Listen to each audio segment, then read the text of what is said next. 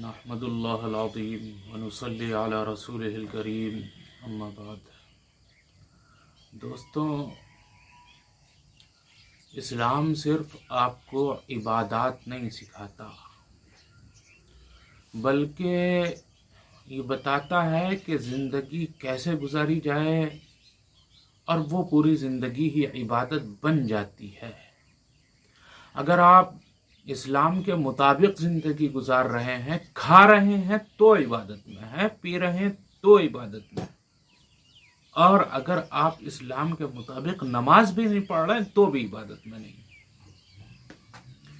यानी अल्लाह की इबादत सिर्फ नमाज तक, रोज़े तक महदूद नहीं है, और अल्लाह तबारक व तआला की इबादत अगर आप ये समझते हैं कि अपनी मर्जी से, अपने वक्त, अपने हिसाब से पढ़ेंगे तो नमाज भी इबादत नहीं है।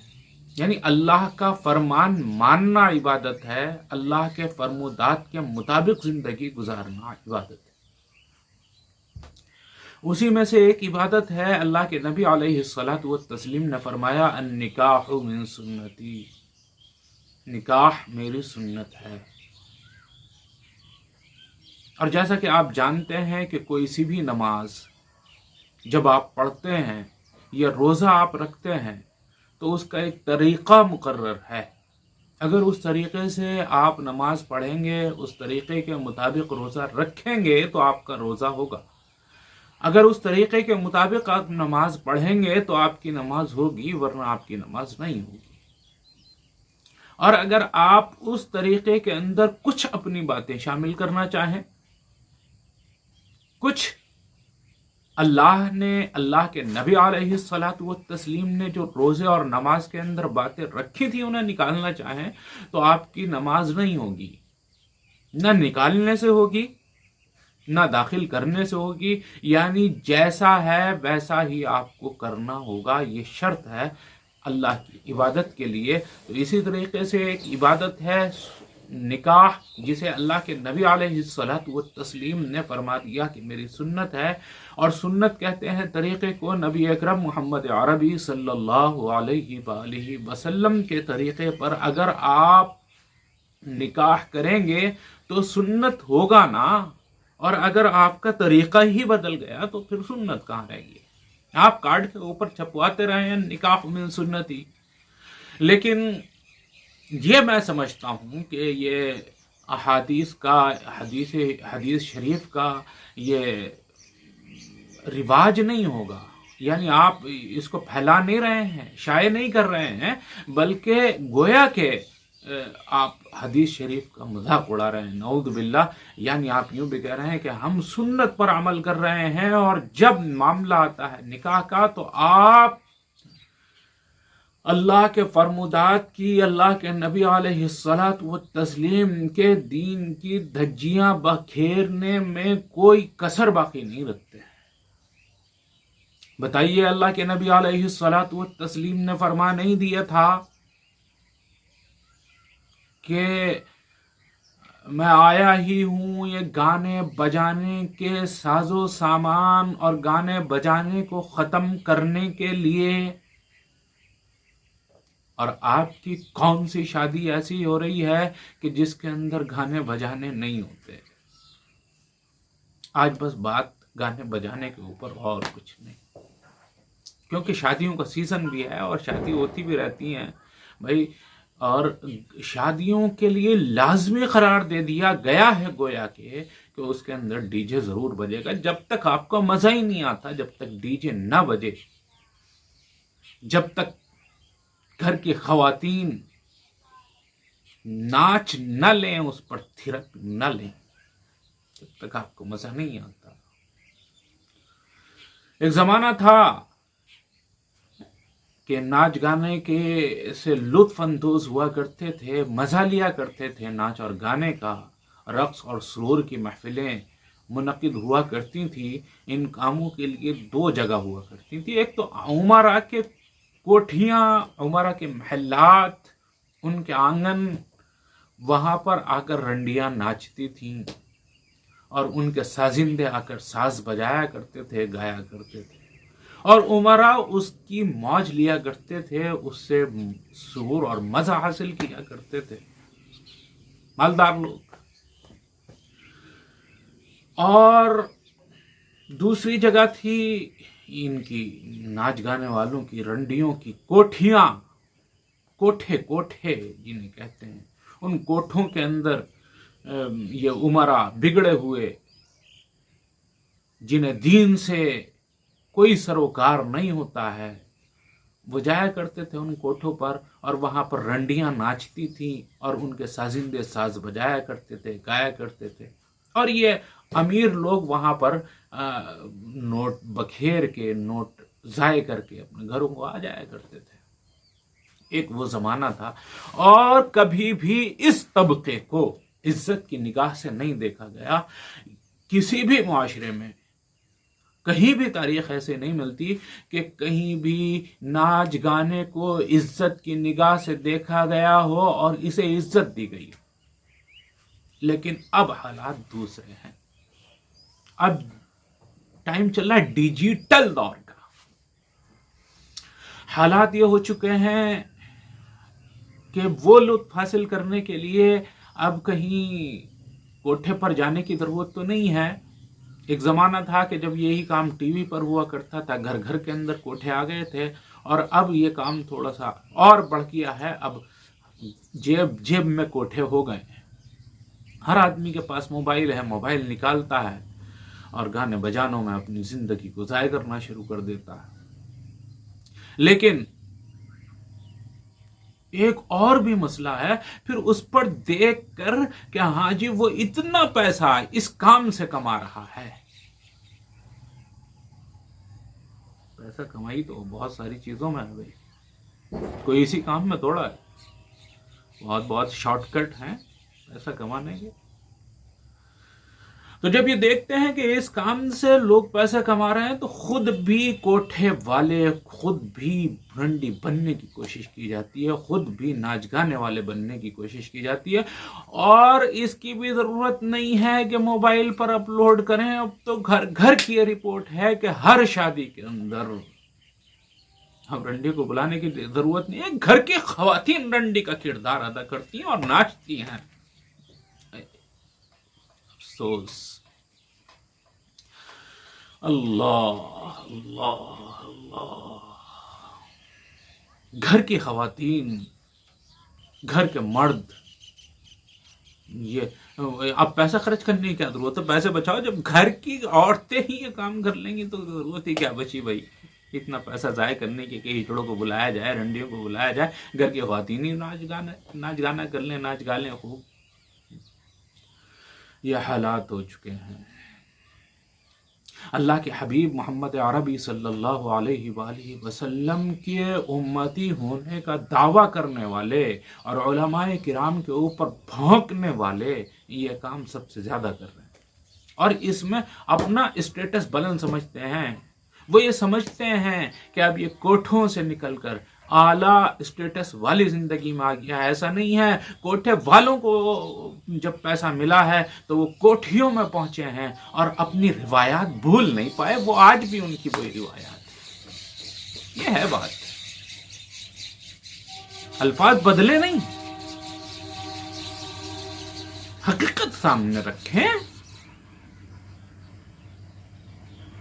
حقیقت یہی ہے کہ آج پیسہ آیا ہے، کل کوٹھے والے جو تھے، کل کی رنڈیاں آج کے اپنے آپ کو مالدار اور دولت مند سمجھتے ہوئے یہ کام فیشن سمجھ کر رہے ہیں۔ جیسے کہتے ہیں نا، کتے کی دم کبھی سیدھی نہیں ہوتی، فطرت نہیں جاتی۔ محلہ بدل لیا، جگہ بدل لی، لیکن فطرت تو وہی ہے۔ اللہ اکبر۔ نبی اکرم محمد عربی صلی اللہ علیہ وآلہ وسلم گانوں سے کس قدر نفرت کیا کرتے تھے کہ آپ نے جن چیزوں سے ساز بلند ہوتے ہیں، جو آلات اس طریقے کے ہوا کرتے ہیں جو گانے بجانوں کے اندر استعمال، انہیں بھی توڑنے کا حکم دیا. تو یہ کہاں سے جائز ہو جائے گا بھائی؟ یہ جائز نہیں، جائز تو کوئی سمجھتا بھی نہیں ہے. یہ کہاں سے اچھا اور تم فیشن سمجھنے لگے.